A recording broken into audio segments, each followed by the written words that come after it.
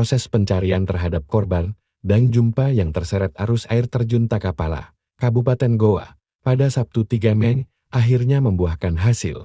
Pria berusia 60 tahun, warga Pamolongan Lingkungan Biroro, Kecamatan Tinggi Moncong, Kabupaten Goa, berhasil ditemukan di kedalaman 9 meter air terjun Takapala pada Senin pagi tadi. Korban dinyatakan hilang terbawa arus saat hendak memompa air untuk mengairi kebunnya. Jasadnya pun telah ditemukan oleh tim SAR gabungan. Berikut keterangan Kepala Kantor Pencarian dan Pertolongan Kelas A Makassar, Muhammad Arif Anwar. Pada hari ini, Senin tanggal 5 Mei 2025 pukul 9.00 lokal time, tim SAR gabungan berhasil menemukan korban dalam keadaan meninggal dunia. Ya, sekitar kurang lebih 50 meter dari lokasi kejadian. Di kedalaman 9 meter dan langsung dievakuasi ke rumah duka dan diserahkan ke pihak keluarga.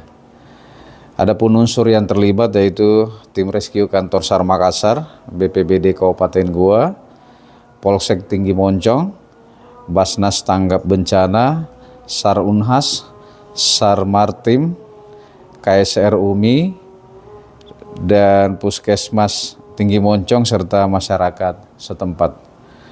Saat ini korban telah diserahkan ke pihak keluarga.